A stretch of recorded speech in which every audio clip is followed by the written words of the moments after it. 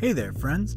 I'm Authura, and this is Licensed Limbo, a series where I take a look at licensed video games, and this time we have Looney Tunes back in action. Ah, Looney Tunes. Who doesn't remember watching those goofballs every Saturday morning? Well, depending on when you were born, you could be remembering an entirely different set of goofballs. Yes, Warner Brothers loves money, and like anyone who loves money, want to use their assets to make as much of the aforementioned money as they can. Thus, countless reboots and adaptations of their beloved franchise hit the shelves whenever it seems lucrative. Perhaps the most famous example of this being Space Jam. So let me take you back to November 2003, and the release of Looney Tunes Back in Action, another attempt by Warner Brothers to modernize the Looney Tunes franchise for all the little kiddies of the early noughties. Cause you know what they say, more kiddies equals more dollars! Of course, this means they had to market the movie to kids at the time. And what's the best way to sell a beloved IP to unsuspecting children? Video games! Of course, Looney Tunes Back in Action, the video game, made it to the shelves 2 days after the movies went in theaters. And to be honest, we haven't gotten a whole lot of notable Looney Tunes games, save for that Ralph Wolf game with the interesting PAL cover. I'll just leave it here. So perhaps this is the one we've all been waiting for. The first thing you're likely to notice is the striking aesthetic and music. This game is very Looney Tunes. Now, as you'd expect from the title, it's loosely based off the movie. However, the game takes place exclusively in the Toon World, so no Brendan Fraser. Sorry, kids. This game allows you to play as both Bugs and Big Daddy Duckman himself, each with their own abilities who can be switched between on the fly. As you can tell, this is a 3D platformer, which in the early 2000s was all the rage. Publishers love pushing recognizable characters into these games because children like nothing more than painstakingly jumping from one floating brick to another, all with terrible camera angles and the like. Only this game manages to pull it off relatively well. Each level, of which there are 5, has their own unique objectives and layouts. Since it uses the Mario 64 formula, you knew there'd be collectibles used to access the different parts of the game.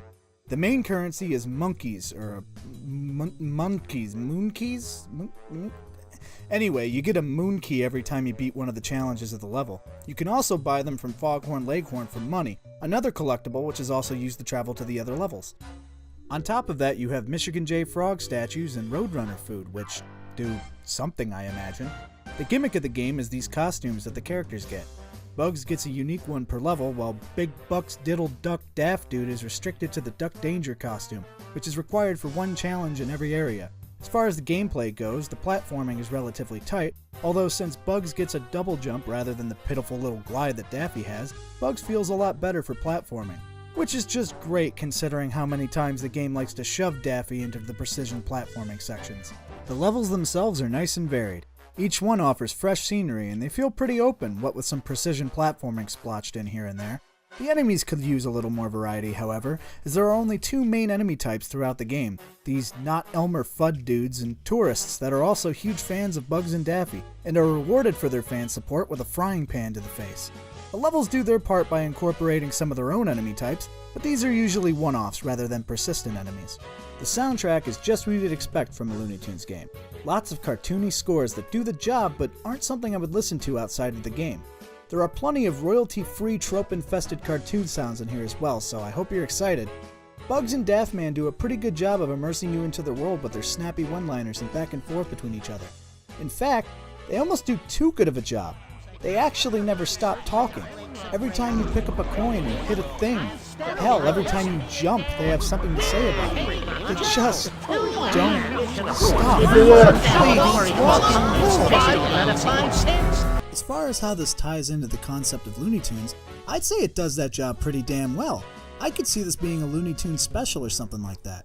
The characters act and sound like they would in the show, and to be honest, this is possibly the best Looney Tunes game I've ever played. Now, as far as how it ties into the movie, well, it doesn't really. The levels are based off of scenes from the movie, and the chairman is in there, and there are some monkeys, but other than that, this could have easily been its own game and it wouldn't have been any different. Overall, I think this game is pretty alright for what it is. While it doesn't do anything particularly innovative, what it does well. It successfully invokes the feeling of Looney Tunes while providing a decent by-the-numbers platformer with plenty of content to offer and a satisfying ending. It utilizes the license in an interesting way, creating situations that we honestly wish we could have seen in the show. It's a pretty good game.